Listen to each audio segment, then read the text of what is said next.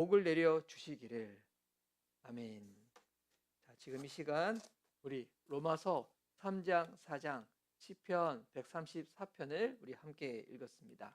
오늘 그중에 우리가 함께 묵상을 나눌 부분은 로마서 3장 21절에서 31절 부분입니다. 이 로마서 3장 21절에서 31절 부분은 이 로마서 전체 중에서 이 중심부에 해당되는 부분입니다. 복음의 중심 부분, 심장부입니다. 율법으로는 우리가 의로워질 수 없지만 예수 그리스도를 믿는 믿음으로 말미암아 하나님께서 우리를 의롭다고 칭해 주시는 것입니다. 그래서 이거를 칭의, 신학적 용어로 칭의라고 부르죠. 그래서 칭의의 복음을 선포하는 이 내용이 로마서 3장 21절에서 31절 부분입니다. 오늘 이 부분을 또 이렇게 절별로 보면서 제가 먼저 설명을 드리겠습니다.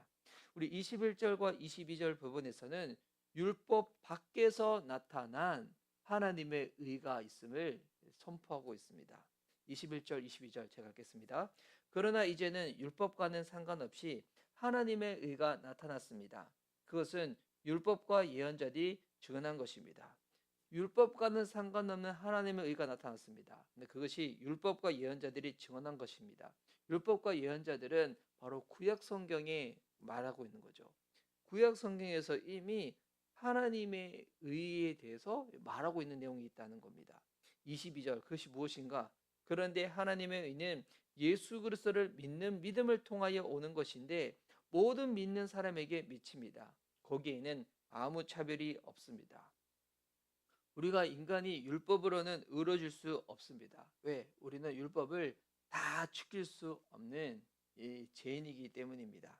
그래서 그런 가운데 예언자들이 증언한 하나님의 의가 드러났습니다. 바로 그 의는 예수님을 믿을 때 그 믿음을 통하여 우리에게 주어지는 의라는 것입니다. 결국 이 의는 행위가 아닌 믿음을 통해서 주어지는 선물인 것이죠. 이어서 23절과 24절 내용에서는 이 죄인에게 주어진 이 은혜의 칭의를 설명하고 있습니다. 23절 모든 사람이 죄를 범하였습니다. 그래서 사람은 하나님의 영광에 못 미치는 처지에 놓여 있습니다. 그러나 사람은 그리스도 예수 안에서 얻는 구원으로 말미암아 하나님의 은혜로 값없이 의롭다는 선고를 받습니다. 모든 사람이 죄를 지었습니다. 그래서 하나님의 영광, 하나님의 기준에 이르지 못합니다. 그런데 예수님 안에서 속량으로, 속량이라는 것은 값을 지불했다는 거거든요. 예수님께서 그분을 직접 값으로 지불하시는 말미암아 우리를 속량, 우리를 사셨다는 것입니다. 그래서 우리가 값없이 의롭다 하심을 받게 된 것이죠. 그래서 우리는 은혜로 구원받은 자입니다. 그리스도인은 은혜로 구원받은 자입니다. 25절과 26절 말씀 여기에 그래서 우리를 위하여 대신 제물이 되신 예수님을 설명하고 있습니다. 이 제물은 이 레위기 말씀 보면 여러 제물이 있는데 특별히 여기서 예수님을 화목 제물로 설명하고 있죠. 화목 제물은 하나님과 인간 사이가 죄로 인하여서 분리가 되었는데 이거 관계가 단절되었는데 예수님이 제물이 되셔서 예수님을 통하여 우리가 하나님과의 관계가 화목할 수 있다. 그 화목 제물이 되신 분이 예수님이라는 것입니다. 25절 26절 제가 또 읽겠습니다. 하나님께서 이 예수를 속죄 제물로 내주셨습니다. 그것은 그의 피를 믿을 때에 유효합니다. 하나님께서 이렇게 하신 것은 사람들이 이제까지 지은 죄를 너그럽게 보아주심으로써 자기의 의를 나타내시려는 것이었습니다. 하나님께서 오래 참으시다가 지금 이때에 자기의 의로우심을 나타내신 것은 하나님은 의로우신 분이시라는 것과 예수를 믿는 사람은 누구나 의롭다고 하신다는 것을 보여주시려는 것입니다. 자, 하나님은 예수님을 여기 세 번역에는 속죄 제물이라고 표현되어 있는데요. 레위기에서 보면 속죄 제물, 속건제, 그리고 화목제, 뭐 번제제, 뭐 소제 이런 제사들에서 설명을 하고 있습니다. 이 속죄 제물은 죄를 위하여 제물이 되신다. 그리고 화목 제물은 관계로 화목케 하신다. 이 제사에 대해서 제물에 대해서 종교가 나왔지만 결국 이 모든 것은 누구를 향하고 있는 겁니까? 바로 예수님을 향하고 있는 것입니다. 예수님이 속죄 제물이 되셔서 예수님이 또한 화목 제물이 되셔서 하나님과 우리의 관계를 우리 다시금 이어주시기 위해서 자신의 의로우심을 나타내셨다는 것입니다. 그래서 십자가는 하나님의 의와 우리를 향한 하나님의 사랑이 만나는 자리입니다. 근데 그 중간에 제물이 되신 분이 누구시라는 겁니까? 바로 예수님이란 겁니다. 예수님으로 인하여서 하나님의 의도 충족이 되어지고 우리가 믿음으로 말미암아 의롭다고 여김을 받는 그 은혜, 그 사랑도 충족이 되어진 것이죠. 그래서 이것을 믿을 때에 우리가 의롭다고 칭함을 받는 것입니다. 27절과 28절 제가 읽겠습니다. 그렇다면 사람이 자랑할 것이 어디에 있습니까? 전혀 없습니다. 무슨 법으로 의롭게 됩니까? 행위의 법으로 됩니까? 아닙니다. 믿음의 법으로 됩니다. 사람이 율법의 행위와는 상관없이 믿음으로 의롭다고 인정을 받는다고 우리는 생각합니다. 자, 믿음으로 의롭게 되는 자에게는 그래서 자랑할 것이 아무것도 없습니다. 왜냐? 우리의 행위로 된 것이 아니기 때문인 것입니다. 그래서 이 칭의의 복음은 우리의 자랑, 우리의 교만을 무너뜨립니다. 왜? 우리의 행위로, 우리 어떠함으로 우리가 의롭다고 여김을 받을 수가 없기 때문인 거죠. 그러면 이 하나님은 어떤 하나님이신가? 바로 모든 민족의 하나님이 되시는 겁니다. 유대인에게 먼저 율법이 주어졌지만 하나님은 유대인만 구원하시는 하나님이 아니라 믿음으로 말미암아 의롭게 되어질 수 있기 때문에 유대인의 하나님도 되시고 이방인의 하나님도 되시는 겁니다. 왜? 모두가 하나님께서 이 제물로 되어주신 예수님을 믿음으로 말미암아 의롭게 될 수 있기 때문인 것입니다. 29절 31절 제가 읽겠습니다. 하나님은 유대 사람만의 하나님이십니까? 이방 사람의 하나님도 되시지 않습니까? 그렇습니다. 이방 사람의 하나님도 되십니다. 참으로 하나님은 오직 한 분뿐이십니다. 그러므로 하나님께서는 할례를 받은 사람도 믿음을 보시고 의롭다고 하시고 할례를 받지 않는 사람도 믿음을 보시고 의롭다고 하십니다. 그러면 믿음으로 말미암아 우리가 율법을 폐합니까? 그럴 수 없습니다. 도리어 율법을 굳게 세웁니다. 하나님은 유대인만의 하나님이 아니라 모든 믿는 자의 하나님이십니다. 믿음은 율법을 폐하지 않습니다. 오히려 완성합니다. 왜냐? 우리가 율법으로 말미암아 우리가 죄인임을 우리가 그것이 드러나기 때문인 것입니다. 그래서 율법은 하나님의 완전한 말씀이죠. 하지만 그 완전한 말씀을 우리는 살아낼 수 있는 힘도 없고 능력도 없고 더 나아가다 보면 마음조차 없다는 것을 우리가 알게 되지만 이와 같은 절망적인 상황 가운데서 하나님의 의를 완전히 충족한 예수 그리스도 그분이 친히 제물이 되심으로 말미암아 하나님의 의가 완전히 충족되어지고 우리를 향한 하나님의 사랑이 완전히 드러난 것이죠. 그래서 예수님을 통하여서 우리는 하나님께로부터 의롭다고 칭함을 받게 되는 것입니다.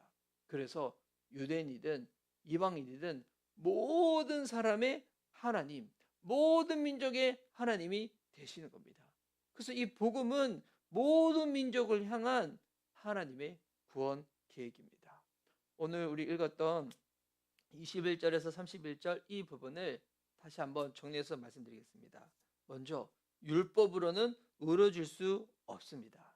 율법은 하나님의 거룩한 기준을 보여주지만 그 기준을 지킬 능력은 우리에게 없습니다. 그래서 우리가 의롭게 되는 길은 오직 믿음뿐입니다. 그 갈라디아서 2장 16절 말씀에 보면 사람이 율법의 행위로서 의롭다고 인정을 받는 것이 아니라 예수 그리스도를 믿는 믿음으로서 의롭다고 인정을 받는다는 것입니다. 그것을 압니다. 자, 두 번째. 그리고 이 십자가는 하나님의 의로우심이 드러난 자리입니다. 예수님께서 피 흘리심으로 하나님은 죄를 그냥 넘어가지 않으시고 그분의 의로움과 사랑을 동시에 이루시는 겁니다.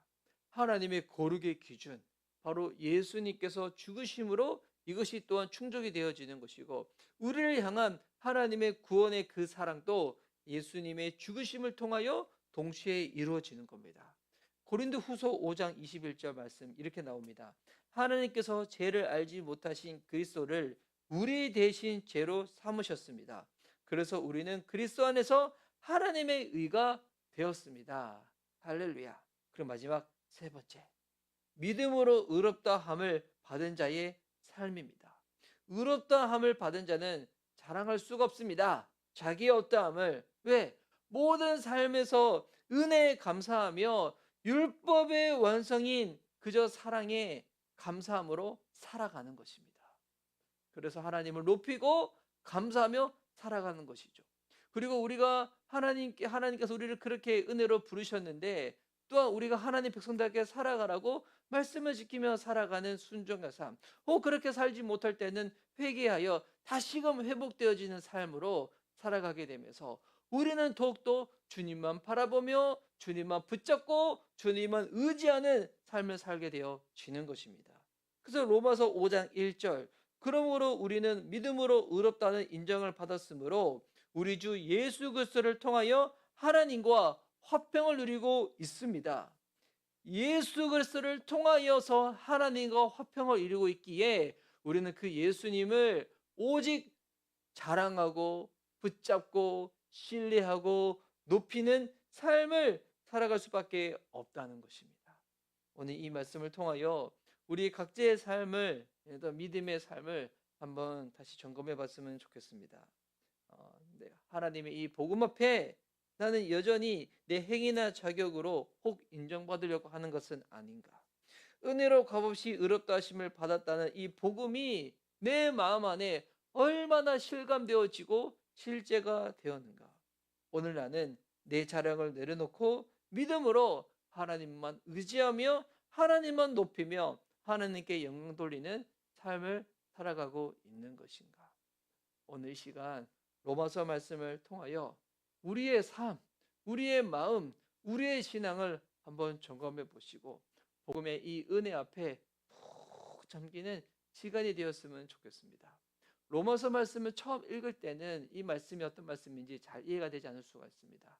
하지만 계속 읽어 내려가면서 우리가 주님을 계속 믿어가면서 내 삶에 있는 절망이지만 하나님 안에서 소망을 발견하면서 이 로마서 말씀을 통하여서 주어진 하나님의 사랑과 은혜, 복음의 그 깊은 은혜와 능력에 대해서 우리가 점차 더 깨닫게 되어지고, 또 깨달은 마음만큼 우리의 삶 가운데 실제가 되어지는 부분도 점차 늘어나게 될 것입니다. 이 로마서 말씀을 처음 읽으신 분들이 계시다면 처음 읽었을 때 이게 도통 무슨 말씀인지 이해되지 않는다라고 해서 여러분 포기하지 마십시오. 여러분 말씀을 처음 읽었는데 바로 다 안다면 여러분 그거 자체가 말이 되지 않는 거죠. 하지만 계속 읽고 묵상하고 그렇게 살아가고 그렇게 하면서 하나님의 그 마음을 깊이 알아갈 수 있게 되는 것입니다. 오늘 주님 앞에 이 말씀 붙잡고 우리 기도하며 나아갑시다.